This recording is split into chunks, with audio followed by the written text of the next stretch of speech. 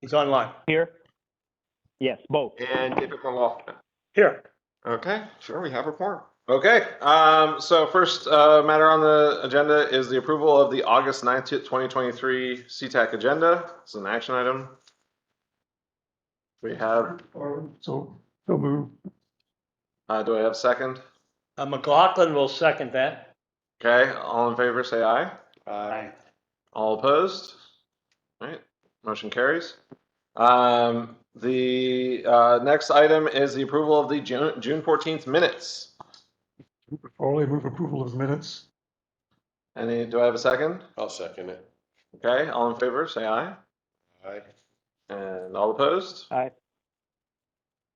Okay, motion carries. Excuse me, now we have a time for public comment. Do we have public comments? Well, if you don't mind me saying what I said 2 days ago to the tech advisor. Al Watkins from, I was going to say Colonial Fortress. Al Watkins from Stafford County, live at 12 England Run Lane in Fredericksburg. I had 3 different points that I asked about, and first was whether or not there was any status update that was regarding the river crossing, and hopefully at some point in time, figure out when's that's going to begin. I also asked for a clarification that kind of relates to the river crossing. The question I asked was clarification on whether or not a curved arcing path can be considered perpendicular to a straight line. Both the river, of course, is essentially a straight line.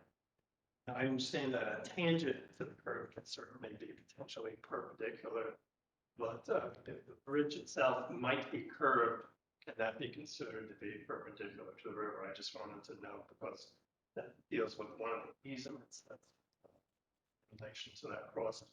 And the other thing that I brought out was having experience in the area, the Route 17 I-95 interchange right now with the exits now going north and south off of 95 being traffic lights instead of cloverleafs has thus far created quite a bit of a problem, especially with the exiting traffic north, especially since so many trucks are along that corridor.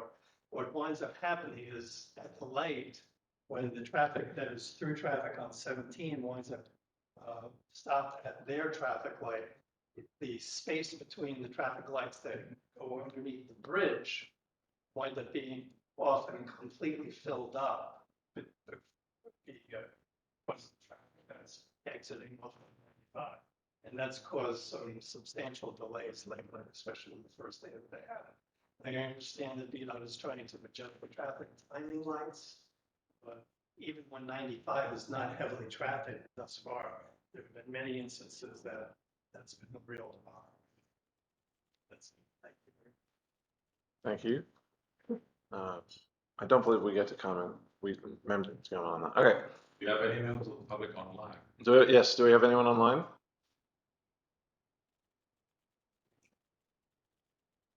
Anyone online who would like to comment? Well, I believe you get a second chance later on.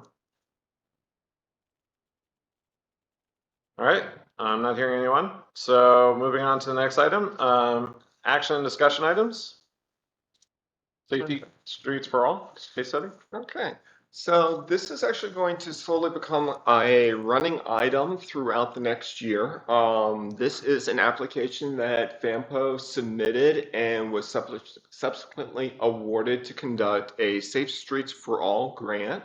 A couple of months ago, it was presented to the TAC, kind of the initial legwork that VDOT and its consulting partners did to identify safety issues throughout the region. This is kind of taking an additional next step with that. And the architect for this project is actually Becky, who's running the computer. So she has full leeway to speak over me if I get anything wrong, because it's very weird, like giving a presentation in front of somebody who's been doing the work. But that was just kind of how it worked out tonight. So we gave the feds a little bit of background information of our region, particularly that we're going to be, we have 2 different types of problems. We have issues resulting kind of from the topography, particularly between like the Piedmont, which tends to have a little bit more terrain challenges, rolling creeks, and issues.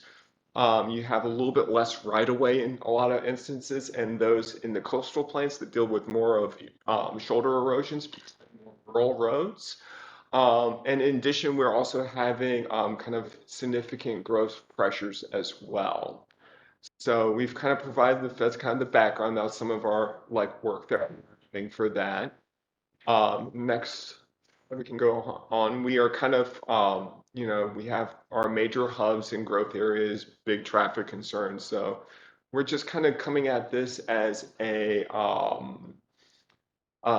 crash analysis case study. So for us, we're going to be focusing on a couple of different issues, but for this one right here, we're looking at road departure items. And so we are slowly building up issues and cases. And with this, we're going to be seeking consultants to kind of carry the work further, as well as identify some low cost countermeasures as well. And so for our 4 counties, kind of at the top, you can kind of see some of the trends in the roadways coming across. But we're going to be looking at that road departure area issues in particular on the roadways. But in the city, it's going to be a little bit different. It's going to take a little bit more of a bike and pedestrian focus. Within the urban environment, you have less of those road departure challenges, and you have kind of just basically due to the urban 4 different types of challenges with addressing low cost safety items. So. And kind of developed a problem statement for this, as well as identify some of the other items. So it's going to be not just say, let's look at the road engineering, but it's going to address some travel behavior items that can do it. And that is kind of our goal, is to work towards that vision 0. So we kind of did some of the legwork, and you've seen some of this previously in kind of the other previous studies, but we've been seeing kind of a static kind of safety pattern within the last couple of years. We have data up to 2019, because that's the last time VDOT has updated some of this, but it's kind of been fairly stagnant in some cases. In some cases, with speed and whatnot, or in this case, bicycle crashes, pedestrians, we've actually seen a small uptick of late. So that's going to be kind of the, yes. All 3 of these, if you go back to the last 5 years, show a decrease as a trend. All 3 of them. Now 2019 goes up, but it's a trend. If you go back 5 years, is that all 3 of those, there's a trend in the last 5 years, a decrease of crashes in this category in all 3 slides. There was an increase during COVID, because the average speed of cars went up during COVID because there were less cars on the road. So This is 2020, so. Well, keep in mind that these are just road departure crashes. So it's kind of looking at a specific type of crash. Study is building, it's trying to address a problem, and it starts off by saying, here is the problem, the issues we're trying to address. And if you look at it objectively, there's actually been a decrease in the last 5. Last 5 years data is available. Anyway, that's all, but that's apparently this. My question becomes, does newer data become available, and will it then get incorporated into this? Because we've talked about the increase in accidents during the pandemic, but from what I've read, the last couple of years of Virginia have been the most fatal on roads of recent. I don't know what the time period on that. So wouldn't the most recent data be rather important to us? the 2 different sets of data. This is for our region only. Well, I mean, So the statewide data, this will be a subset of the statewide data. And in our particular region, the crash trend has been less severe than the rest of the state. And taking 2020, 2021, 2022, but this data set doesn't have those years in for the most part on these particular graphs. So you're not seeing that uptick, which is there, but This was done by Becky, correct me if I'm wrong, but these bar charts were made from data by VDOT's team. And it's not by. It was the data that was available when we applied for the grant over a year ago. Yeah. How fast it would be more data that's. And VDOT, they load their crash data in a sliding 5-year progression. So they just have not, this was as recent full year data as we could get when we were applying for the grant. I see. Okay, so And obviously, as the consultant moves into the next phase, he will use the most recent 5 years that is available on the VDOT system. I can't guarantee it's going to be to 2023. That is out of our control. But they will use the most recent 5-year sliding data that's available on the crash tool. That's fairly common for DOT's data to kind of lag a couple of years. So The official detailed data with the total numbers they've been publishing in sort of media updates. You can see there's a trend of increased crashes and increased fatalities. 2020, 2021, 2022, etc. And the explanation in those press releases is because we're having higher speeds on highways because the total number of cars and vehicles on the road reduced during COVID. Therefore, the speed went up. And because the speed went up, we saw a higher number of accidents and fatalities. the number of fatalities per crash increased. So if y'all would like to go through some of this data, particularly with the Safer Streets priority, the link in this presentation does work. You can go in. It does require a login. It just requires an email. You have to set up an account, but it's free to access otherwise. So if you want to kind of use the Safer Streets priority finder tool, that is available if anybody wishes to look at that. So through this tool, we kind of, unfortunately, we can't look at the whole region as a whole. We have to kind of go county by county. But looking at Stafford, we're slowly building up a case and saying, okay, when we select our consultant, and the consultant selection process is currently ongoing. There is a recommendation in the TAC for one, you can kind of, since it's not approved by the policy committee yet, I will update you on that for next month. But it identifies a couple of things, both based on crash data and other social economic factors. And so it kind of slowly highlights and weights different roads based on kind of the crash and activity around them. So in this case, it's pretty good. It identified like the Mountain View Road between Poplar and Shelton Shop, which that is probably a significant like 2-lane road to look at. You have one that's out near Whitewater's park out that direction that's kind of looking at improvements. Of course, sections of Route 1 kind of pop up, Garrisonville Road, and let's see, Deacon Road, and what's the name? Oh, great. Carroll Lane. Carroll Lane pops up because it's a cut-through road. You see a lot more of these 2-lane roads kind of start showing up because particularly for this, it's going to have, it has growth pressures around it and the roadway itself might be there. And let's see, Sanford Drive actually shows up as well as being a road that's would be a priority within this model sequence. So that's Stafford. And so we have photos of it. And so here's a typical section where you actually have some driveways coming around a banking turn that has trees next to it as well as utility poles. And so it slowly starts kind of being able to build up and identify what we're going to hopefully look for is some low cost treatment options. So it could actually start off as signage. And then in this case, you could say, okay, does it qualify for straightening out part of that road, like reducing the bend on it? Does it need shoulders, or there are other kind of low cost treatments that could be provided?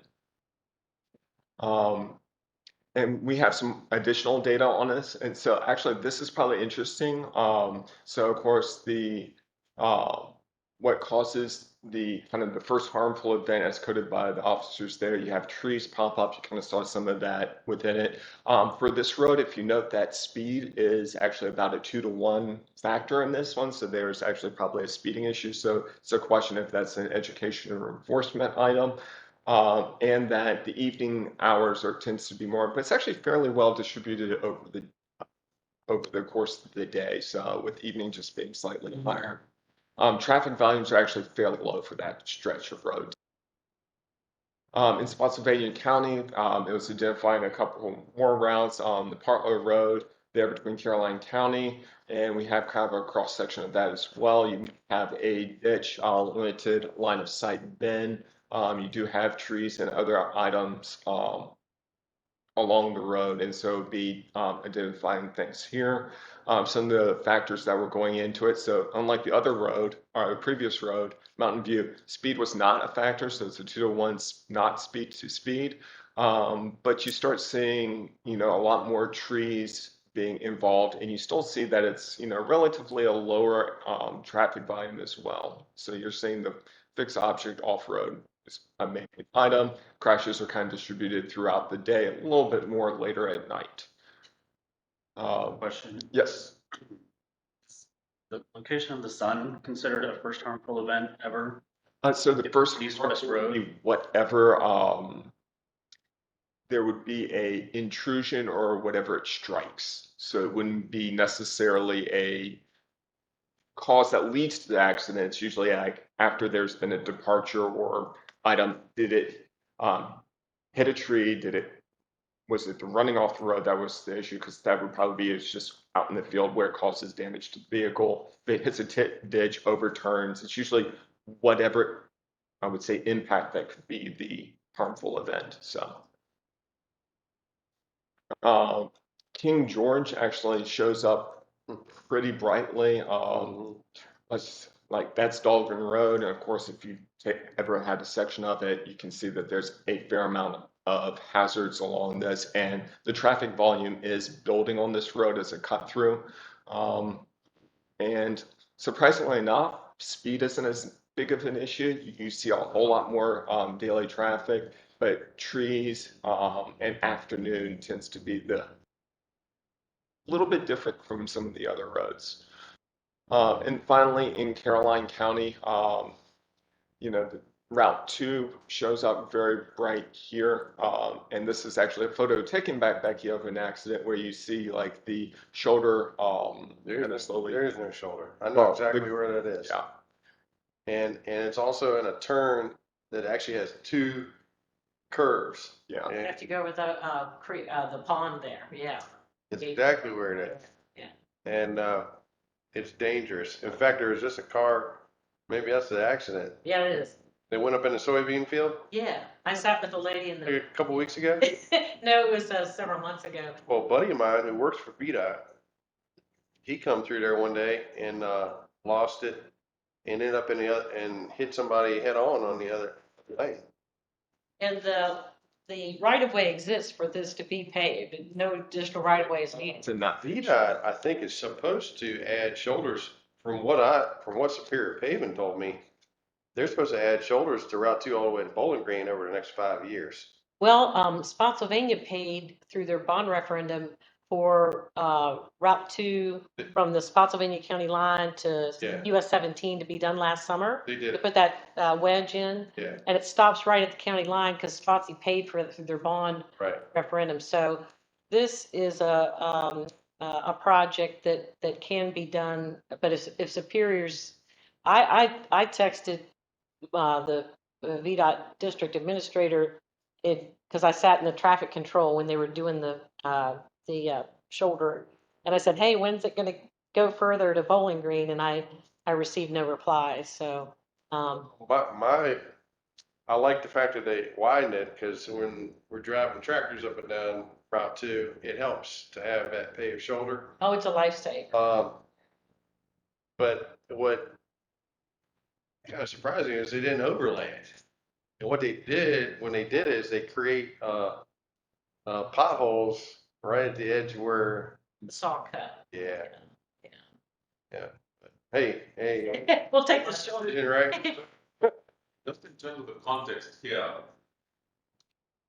the best basic prep for the study. Starting the study now, waiting to get approval from the GWRC board to issue notice to proceed. We have a consultant who's going to work with staff, Becky and the staff here, and we're bringing in the emergency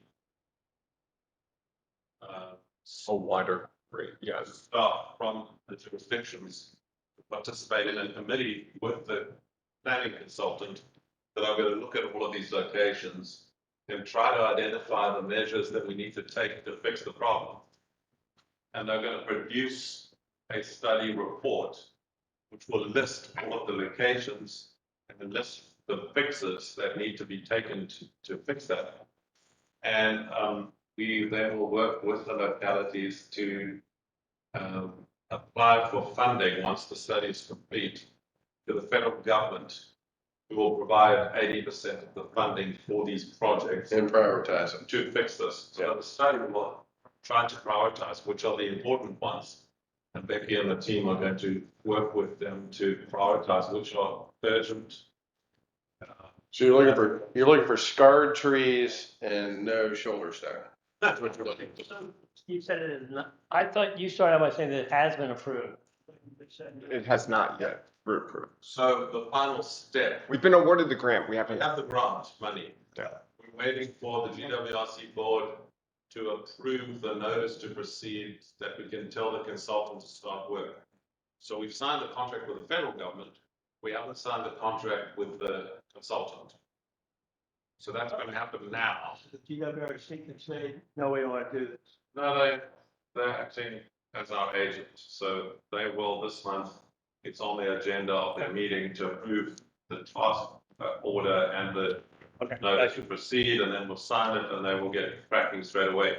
So we're expecting before the end of August to have the first meeting with the consultant to start the project. So it's imminent. And the 5 GWRC localities have paid their 20% match, have it in the checking account. For the study, then a year from now, we will work with them to apply for the federal money to build these things. When will the study be done?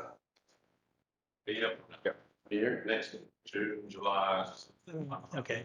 The schedule is like the locations will be identified by the end of the calendar year, along with infrastructure and behavioral countermeasures and an order of magnitude cost, probably by the February timeframe. And we'll bring those lists, and John will be keeping you, that's why this is the first of an ongoing briefing to you all as progress is made. It's a phenomenal opportunity because the federal government are also making 80% of the funding available to implement. So provided the localities can come up with 20% match, the federal government will give you 80% of the money to build the shoulder, to build a crosswalk, to put in a traffic light, to put in a right turn lane, or to run a course for the kids in the school on safe road crossing, or whatever the thing is that we need to do. The federal government will give you 80% of the money to implement if you can find the 20%. And VDOT has agreed on projects like this that are straightforward and require no utility relocation or right-of-way acquisition. They will be the constructor. They'll include this in their paving schedule Right. and do this just like they did for Spotsylvania. They'll manage the construction. Sorry to Right. You jumped ahead and got to the so what at the end. It's okay. I'll tell you. And so, and actually, and this is kind of getting back because this road, if you actually take a look at the center, the late night crashes, where we've been seeing that other roads, it's been a minority, that this is a late night corridor. And not speed. And it's not speed related. Another great countermeasure that'll be easy to implement are the raised reflective pavement markers for the center line and rumble strips. That Oh, so just some shoulder stone right now would help. yeah, It drops off about a foot, right? Yes. Edge right there. yes. So, But yeah, we can continue, but with the city, it's going to be a little bit different. So we're looking at the roadways, and this one's going to be much more of a bike ped focus. And so we've been solely looking at corridors. As you can kind of see, it definitely follows that you have pedestrian crashes where you have pedestrian activity, either downtown near the university as well as along major kind of commercial corridors with sidewalks. One of the things that we're even looking at is like a countermeasure you can do is potentially even remove on-street parking. So that might be something that you can consider for the downtown is to actually have parking structures remove on street, expand the sidewalk network, as well as it actually improves line of sight. You have less pedestrians basically in and around the parked parallel parking, and therefore that can be an item, as well as. Sorry, real quick. Mhm. So this is saying that building parking structures could be part of the funding? Or what part of what gets funded as a Well, result of the the survey? parking structures will probably be needed to remove the on-street parking, but if you're going to be removing the on-street parking because that's a safety countermeasure, then that expense can do it. So it might be you get one part, but you're going to have to find another item. So, but yeah, Okay. so it's sometimes the give or take there. Suggested countermeasures, like on this thing. And then I don't think they'll pay for parking, Yeah. no. Okay, that was No, essentially yeah. my question. Yeah, I'm likely to pay for a parking. yeah. But Good try, though. Good try. Well, But the conversion of the roads, they will pay for. Yeah. So- well, and I get that, but I wonder how sellable that is to local businesses where, you know, they probably, I would assume, like people being able to park just out front, you know, there's, I don't know, I wonder about the feasibility of that, but sorry, go on. I can talk parking, and I can give a presentation on parking later. But you know how we just discussed Dixon Street a couple of times. That actually kind of highlights, and we have some of the crashes and fatalities around that area also listed. So that's a corridor that we are probably going to request in advance as well. So that's going to be just a slightly different part of this safety study. So. And then we also provided just kind of some more historical, like statewide data for fatal crashes. This is through 2020. We don't see as much involving alcohol within this area as compared to some of the other regions. Alcoholics in Richmond and Hampton Roads, that's a problem. Actually, I would say Bristol is your big one that's popping up there. So, Really? yeah.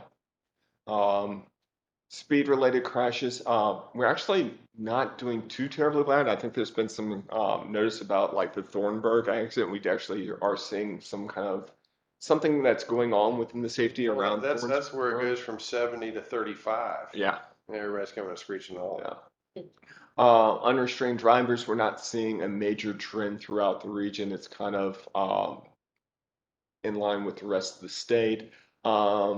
Fatal crashes involving pedestrians. We're seeing a little bit of activity. It's not quite as much. Garrisonville or Route 1. So,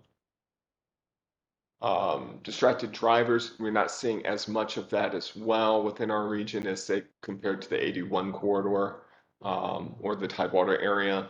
So we're kind of tracking kind of not as bad as some of the other areas in some of these metrics, but it is something that you know, we're just showing as in relation to the state. Passenger vehicles, you're seeing 95 kind of highlighted there, some high volume corridors in Route 3. And yeah, I think commercial vehicles yeah. We're actually not doing too terribly bad in some of these metrics, which is kind of good. It's still not zero, and the proposal is that we try and work towards zero deaths, but what can we do to make Large trucks, this again is Thornburg kind of shows up. What a radical idea.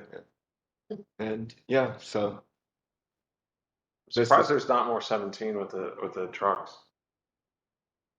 I guess it's fatal not- crashes. fatal crashes? Yeah, you typically need speed. Fair enough. fatal. Fair enough. So, and then motorcycles, we're actually showing up a little bit more, Spotsylvania, particularly for fatal motorcycle crashes. So, I think that's it.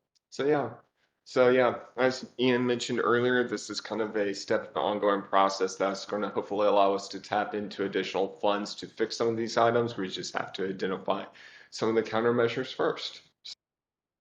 For me, I spoke out of turn just now, but for me, the brilliance of this, that federal government's given us the money to study. Then they're prepared to give us 80% of the money to build the infrastructure. So if a jurisdiction doesn't grab that, that'd be really stupid, because we're gonna give you 80% of the money to widen the road, to put in the crosswalk, the traffic lights, the school education program, or whatever else. If you don't at least grab 5 projects in your jurisdiction, you'll be really stupid. This It's is an opportunity. Ill-advised. the feds are basically saying, if you do your Oh. homework, we will come in Yeah. and give you We'll the. give the money to build it, and you don't get that offer very often. So for safety, you can do this for the next platform until the money runs out. So this is Dave McLaughlin. So when I saw this, I didn't realize it was going to be something approved. So I was ready to make a strong case for do not waste money on doing this. And it goes back to before you, the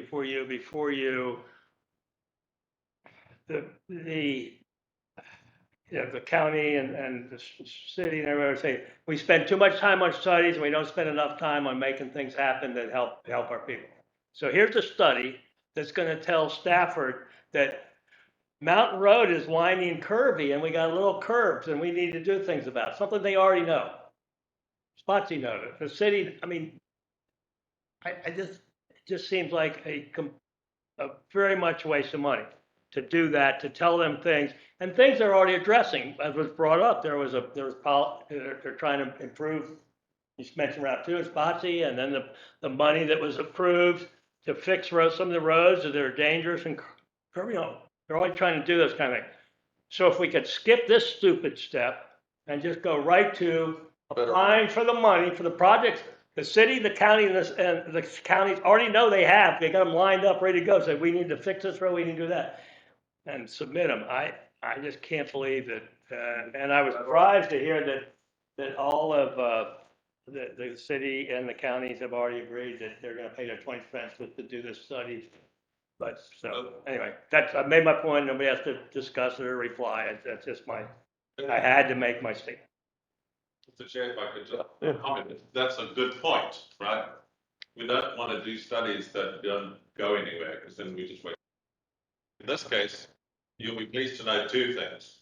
The first one is we're actually not spending a lot of money on this. Relative to every other place in Virginia that's got money, we've got the smallest ask in terms of money. Okay, good. And we've got the smallest Any drop. tax money that's being spent on something that. The second thing you need to know is that the 80% federal money to build the infrastructure is conditional on doing the study. Oh, okay. So they won't give you the 80% to build all of it. Our hands are tied. Our hands are tied. Okay. If we don't do the study, we can't have the money. Well, and ultimately paying for the study is going to save us money by qualifying for the federal money. You'll then qualify to get the 80% grants for the implementation of all the projects you list in the study. Gotcha. So ultimately, we would say So when we do the tip and all the things we put in the tip have to refer back to something that has already been studied. And so there's been studied to give them credibility. Now here's another program that says, oh yeah, I know you've done that, but in order to get on this little program, now you have to still do a special little study, even though you got all these other programs that would apply to all this and address these issues that we're trying to do. Very valid issues. I'm not saying they're wrong. I mean, it's an important point, and unfortunately, the point has to be made to the federal government, because this is a federal program, and we don't have the power. We've just been told, if you want the money to build the thing, you need to have this plan. It's called an action plan, and we don't have an action plan, so we're forced to do this action plan. It's a study to produce an action plan, and if we can show the action plan, Had a 5-year tip. we then qualify to get the money to build the. So That's what I've got to say my say. So it's done deal. All right. I'm turning over the money carefully though. Yes. We're spending the least of any region in Virginia on creating the action plan. I think those are good points, and I think that what I would say, sadly, it's not a new point that the federal government is a little inefficient at times. The question I have is, we have this as an action / discussion item. We have discussed what action does CTAC need to take here. At this point in time, there's no action. So this was This purely is informative. Discussion, yes. Okay. Okay. Are we good to move on to the next thing, or do we want to move? Was that our regional safety discussion? Are we happy with that? Okay. Any other points on that? All right. Moving on to staff reports. Okay, the TAC met earlier this week. There's a couple of items. They moved forward the modifications for the actually it's going to be FY 21-24 tip, as well as modifications to the 24-27 tip for the addition of the passenger rail third lane and beginning of that segment. The resolution 01 public comment for the river crossing that was removed. We're still waiting for VDOT to kind of work through their processes so that we could eventually add that to our tip. If you look at that, do you know what all those projects mean? So the So item C there, 2402, it was just basically VDOT administrative accounting items. They actually had to just rejuggle how they spent the money and bring it into all IANS and compliance, while the 2407 directing public comment, I mean, that's adding a new project to the tip, so it goes through the full formal process. you look there, it's supporting Amtrak operations, so it's funding more trains. And the Potomac third track south, if you remember, they're building in stages the third track from Washington DC to Richmond. That's a portion of the third track, which is going to be built in this region, and we had to put it. the third track. That's to open up service. That's also to open up VRE service, right? Yeah. Okay. VRE and Amtrak service in the region are the additional. That's what's bringing in the weekend service and both ways. Okay. It's a collective. It's a combined deal. Because CSX owns the track and we've now bought half of the track from them. In order to get more trains, we have to increase the capacity. Otherwise, we can't put more trains. And to increase capacity, we have to do a deal with CSX to add sections of a third track going up to DC so that trains can pass each other. And that's the deal. CSX will agree to additional trains as long as we provide these additional sections of track. One of the sections that's being. They've been, is there talk about a fourth track south of town here? 'Cause they've been out studying on my property. So the long-term plan is that in our region on the eastern side, the state of Virginia will have 2 tracks for passenger rail. And on the western side, CSX will have 2 tracks for freight rail. So eventually, but it's going to take like 2 decades to finish. Eventually, there will be 4 tracks. At the moment, CSX owns 1 track, and the state of Virginia owns 1 track.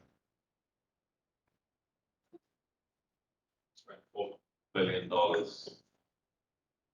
this bridge, new long bridge over the Potomac, buying the land, the right of way from CSX, and putting all these extra sections of track. There will be 4 tracks from Union Station to Springfield by 2031. And Springfield splits the Manassas line and the Fredericksburg.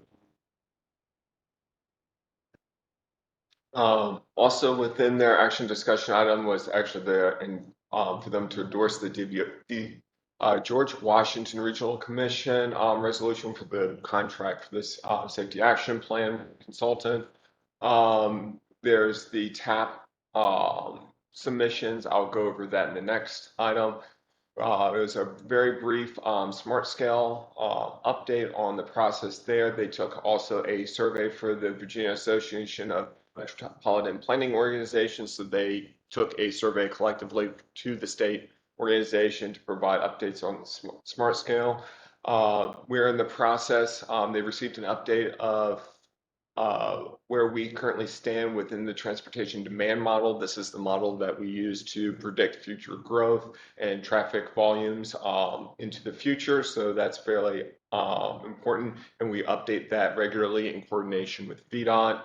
And then finally, there was a long discussion over the congestion mitigation, air quality, and surface transportation block grant project scoring. So FAMPO receives an allocation from the federal government for a certain amount of funds, about $6 million a year, split into a couple of different categories. And this is the method that how FAMPO contributes it to either the jurisdictions or service providers in our region. It's one of the cases where, you know, the applicants get to write the rules of how they submit for these funds. And so we've been reviewing that process. And that kind of sums up the TAC. It was a nice long meeting. For the policy committee, the last policy committee was in June. I was not present at this. And Ian, did you have any specifics that you wanted to mention from that meeting? Okay, so it is a while back now because this was the June meeting.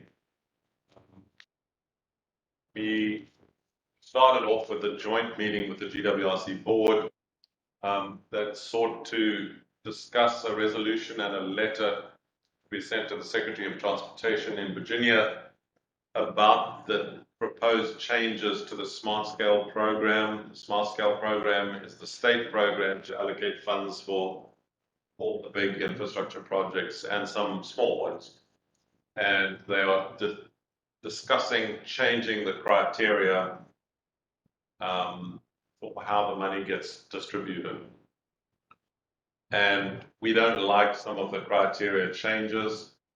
One of the criteria changes we particularly don't like is that they want to reduce the number of projects we can submit.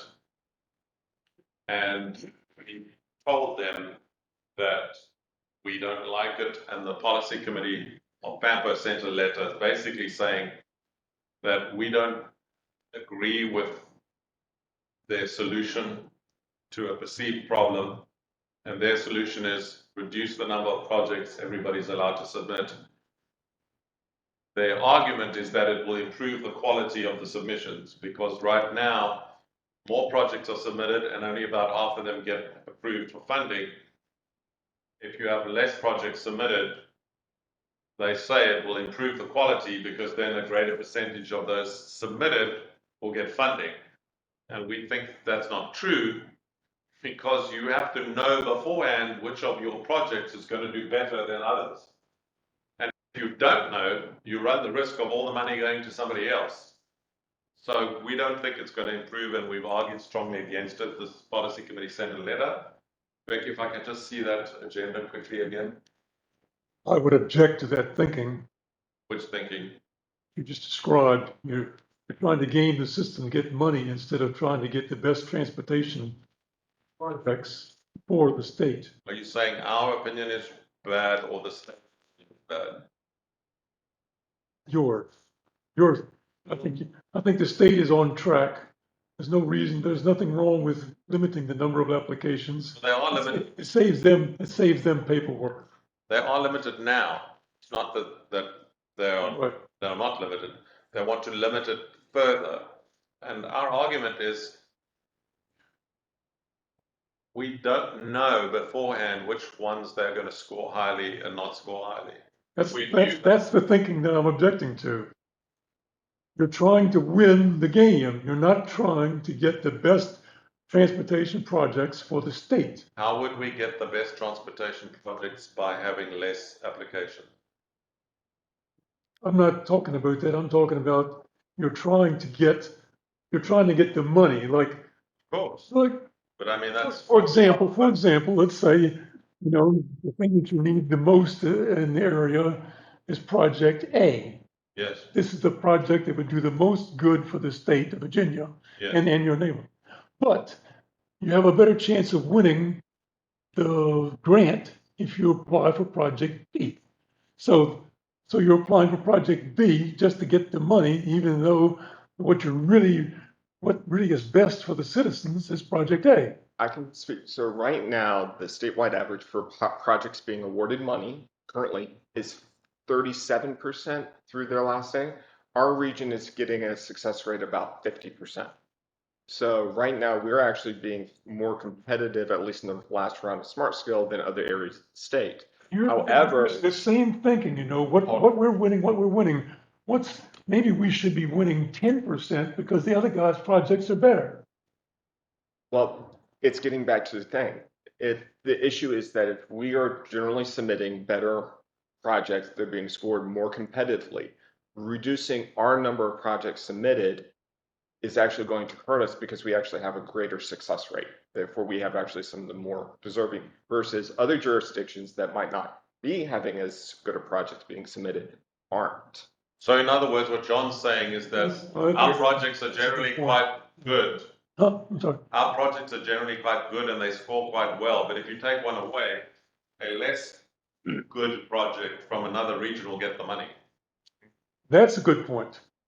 It's kind of like 4 lane and 17 to Tappahannock and 10 people usually.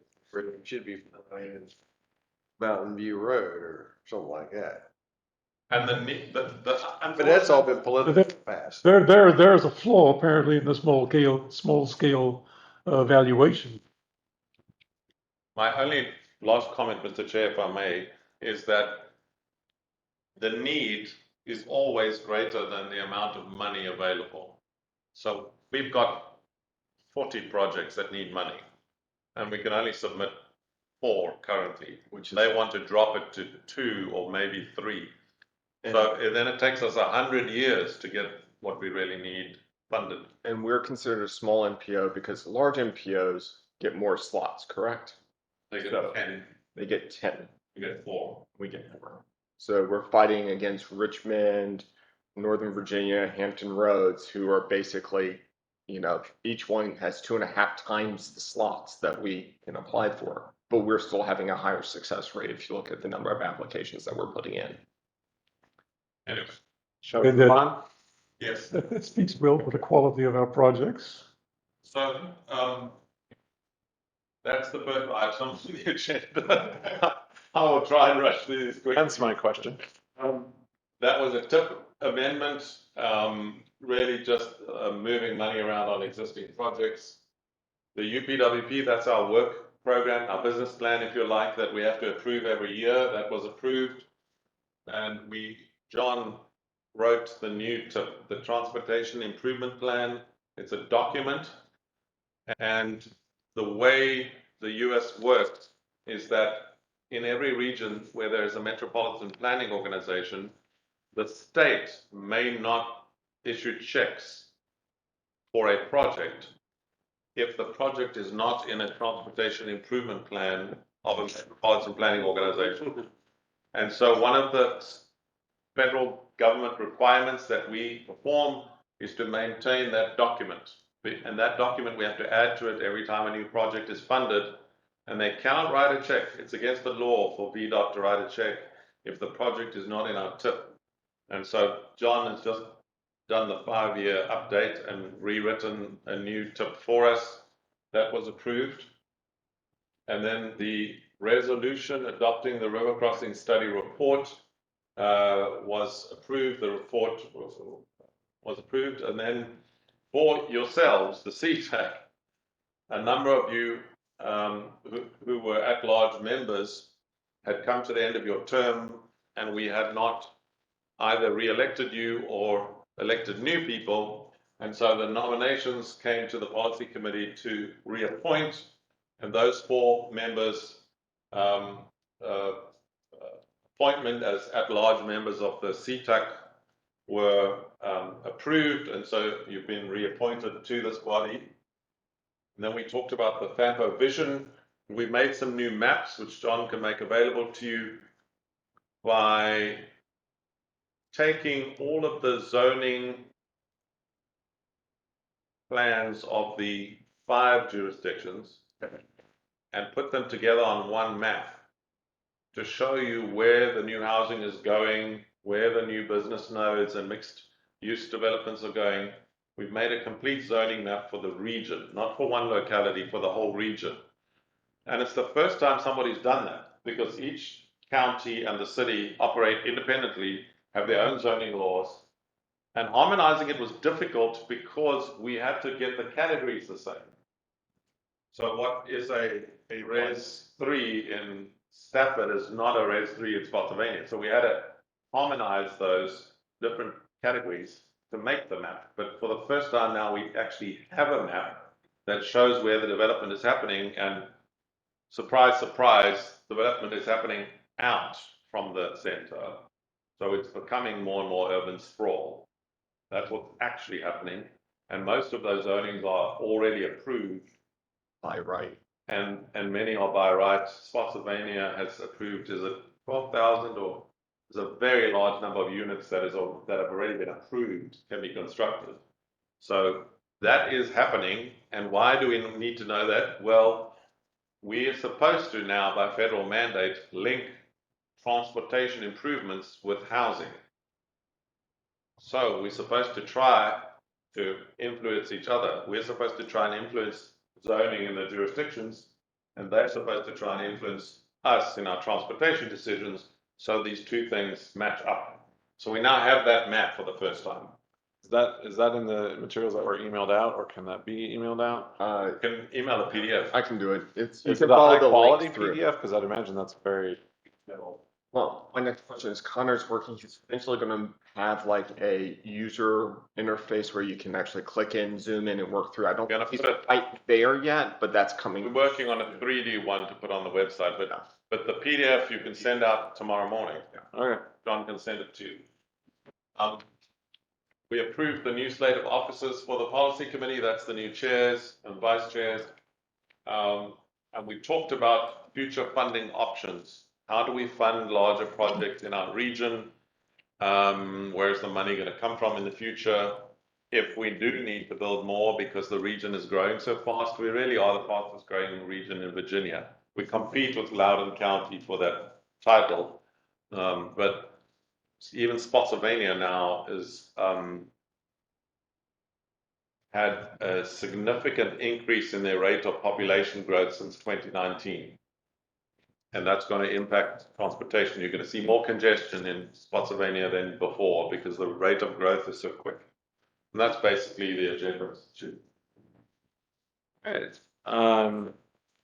Moving on to the TAP submissions. So the Transportation Alternative Project is a pot of funds that is made available through the district and into the MPO. This is kind of administered through GWRC.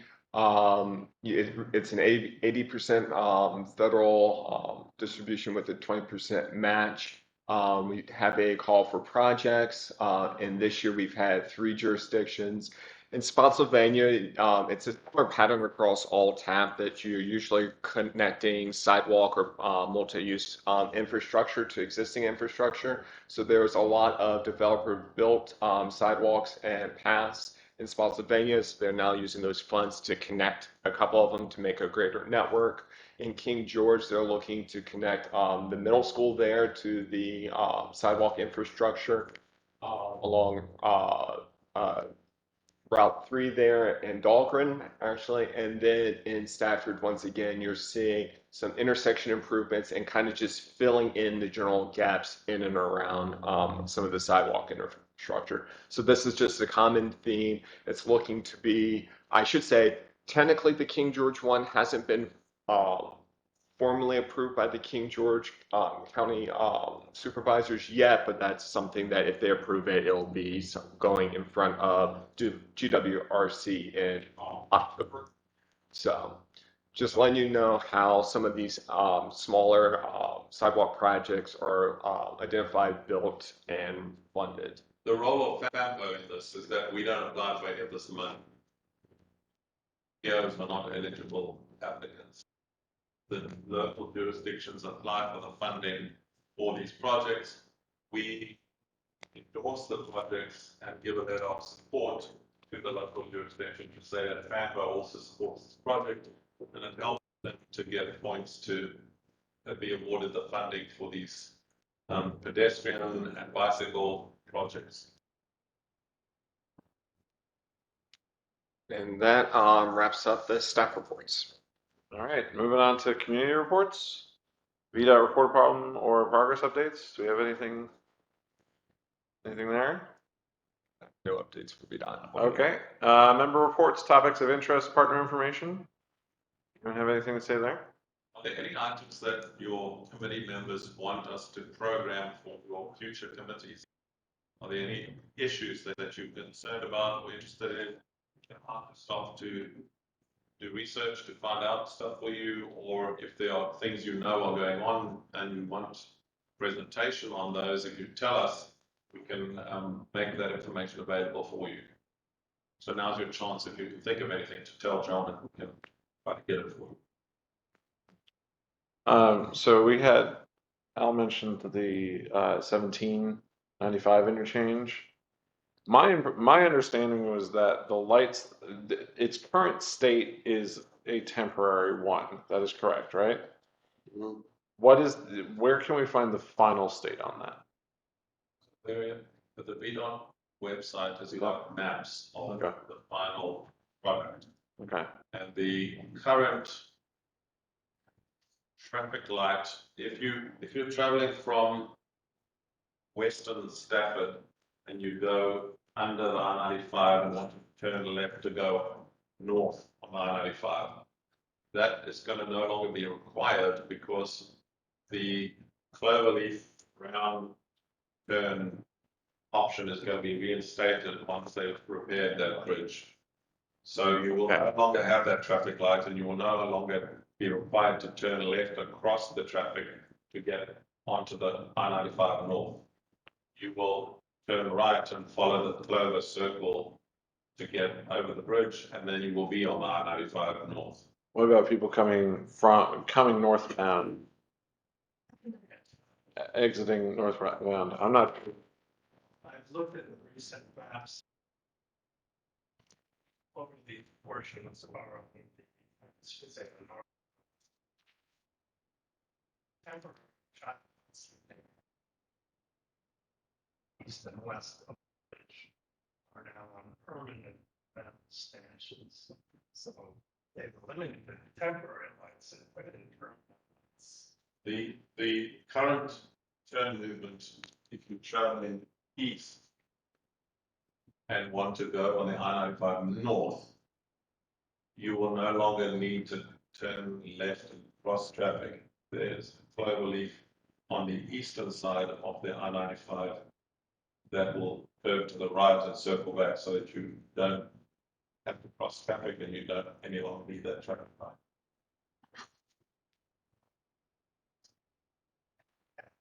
If you're traveling north on, if we're traveling north on 95 and 10,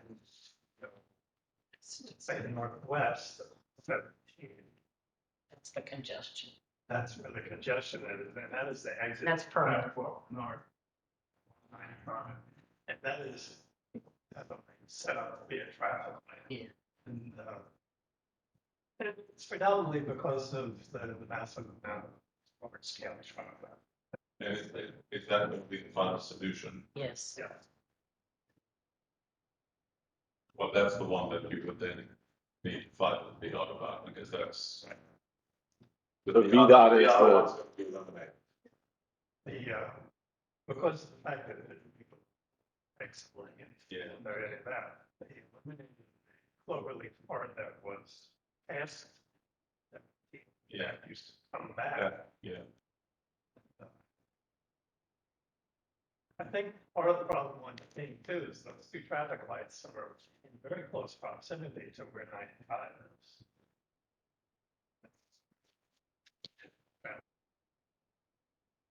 Yeah. And the signage is not great there. Like I live west of 95 and wasn't fun getting here. Hopefully, once the improvements of the finish, they will put new signage. Okay. Remember, the person who controls that signage Mm. is a member of the FAMPO policy committee. Okay. So it's quite easy to go to the policy committee meeting and say, hey, VDOT, what are you going to do, or will you do, or can you fix? Because they're in charge of erecting all the signage in the region. And they are a member of our policy committee, so that's very useful to lean on them in the meeting and say, by the way, there's this problem. Okay. And we've done it before, not sure if it's succeeded, we certainly. Rupert, could you? Someone toss me a pen. Someone, sorry. Thanks. I was gonna write this down.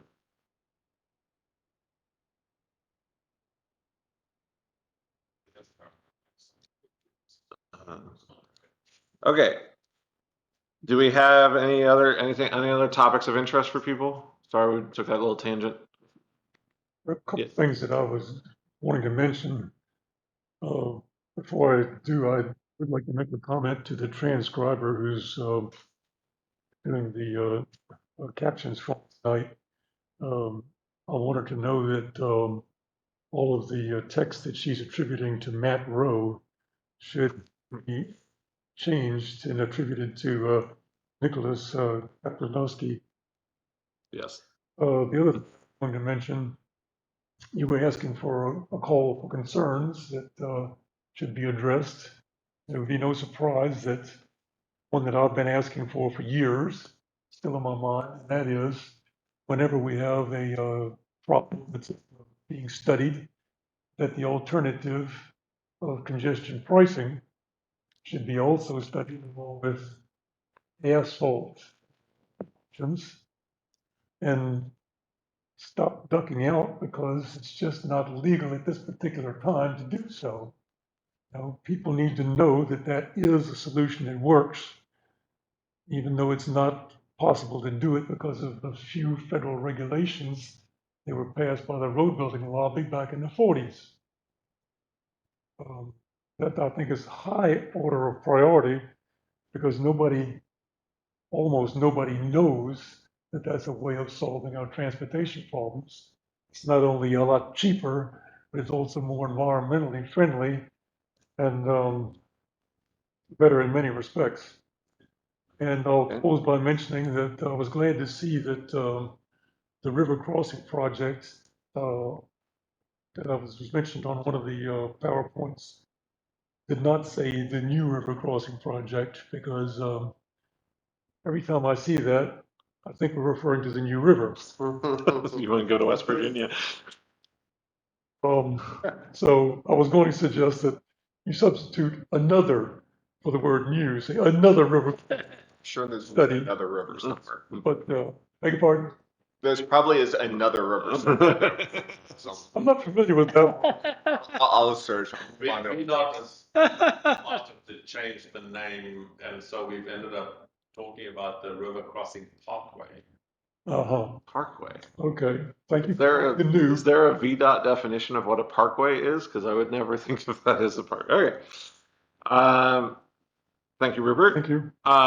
Any other business on that? Okay. Moving on to. Chairman, just to ask, if you want a presentation, if the committee wants a presentation on congestion pricing, we're happy to prepare a presentation for the committee if you want one, but it's up to you to ask. We don't tell you what to put on your agenda as staff, we suggest. If you would like a presentation on it, I don't know if it's only one member or if you want a presentation, we're happy to do that. Okay, so to that I would ask the entire committee. I don't feel empowered to make a decision on that. I will be honest, I personally do not favor congestion pricing. And so I am not going to move on that on my own. Do we want to take a vote as the committee as to whether we want that on the agenda for next time? Well, I'll make the motion. Why not? Okay, do I have a second? I'll second it. I'll listen to it. Okay, all in favor? Aye. Aye. Aye. All opposed? May as well. All right, so the motion carries. Put that on the agenda. I'll put on my academic class leading. Sorry? I put on my academic regalia and I'll have Professor write it again. Full, like the robes and Oh yeah, I Yeah, I there we go. get my 3 stripes. It's purple. perfect. All right. Any other topics of interest? Okay. Moving on to future agenda items then. First, FAMPO Smart Scale funding call for projects update. So yeah, we will be letting you know that probably fairly soon we'll have an open call for projects. So if you would like to lean on your various jurisdictions to say, hey, take a look at this, work through the staff, that this would be an appropriate time to talk about that, as well as additional as Smart Cell gets going, we'll keep you informed of that process. The jurisdiction has to apply to FAMPO for the money. So Stafford County, or Spotsylvania County, or Fredericksburg, or transit operator, they have to apply, and then FAMPO decides to give them that money. So you can't, as individuals, say, hey, I want this. You have to lean on your jurisdiction to say, hey, why are we not applying for funding for X? So do encourage your jurisdictions to prepare their projects, and if you think one is needed, tell them what it is. Okay. And that goes for both FAMPO and Smart Scale. So encouraging them to identify projects that y'all would want. Finally, on that is the I-95 Express Lanes ribbon cutting. If you'll like to go to that, it's on Courthouse Road in Stafford in just a little under a week. How's it going? So, as chair, I cannot make that. I have work commitments. As vice chair, I'll be in Blacksburg moving somebody into college. Do you need help? Is that an official action of the committee? It's not, but this is just an informational if you want to go. Letting you know that the lanes have been opened, and that's the opening ceremony if anybody wishes to attend. Does that mean they'll open later that day or the next day? It will presumably open that day. Well, might be the next morning. I don't know. Opening that week. I can't be there. I can. I think I've Express Lane. got just on the Hot Lanes extension. The whole project is not completed. This is a partial ribbon cutting of a partial extension. Am I? So the lanes are all finished and they are opening, but a couple of the access ramps are not complete yet. That's what that's what I So the know. lanes will be open, you'll be able to drive down them, but there are 1 or 2 spots where you need to get. That's why I was confused. Yeah. Okay. So once you're on, you're committed. Once you're on, you could go through. Not Okay. all of the exits. That's significant. Gotcha. Some of the action. Got it. Okay. But you will be able to get on the Quantico and ride all the way to Fredericksburg. But halfway down, there's one of those on ramps that's not finished yet. Yeah, that's what. Okay, because I drove up there and I said, this doesn't look like it's ready to go. There's no ramp or stuff. Okay. Now. The lanes are done. Have Gotcha. a lot of Marines accidentally end up in Fredericksburg. All right. That's a great way to charge them again going back up. Thank you for that. Never open the ramps. We'll make a lot more money. Not far from the opening of the last bridge section on the river project either. They're also imminent. We will see by the end of this year. I think it'll all be finished. I just read 2024, but I was sitting here researching because I had the There question in might my be a mind. couple of last bits that hang over into Helps next year. out. By the end of the year, substantially all of this will be. Good. And we will see how it works. Will it improve it? Very good debate next year. But we did it work. And we'll see. I mean, I don't know. We've had it, but I can double check if you want to add it to the end. That's fine. It's fine. It's fine. It's fine. All right. Do we have? I make a motion to adjourn. If that's what you're asking for. Do we have a second? Thank you. I don't know. I'm not seeing enough enthusiasm. All in favor, say aye. Aye. All right. All opposed? All those opposed sit in the seat because the rest of us are leaving. All right. Meeting adjourns. Everybody's enjoying this summer. You? What summer? It's gone from me. Hopefully they have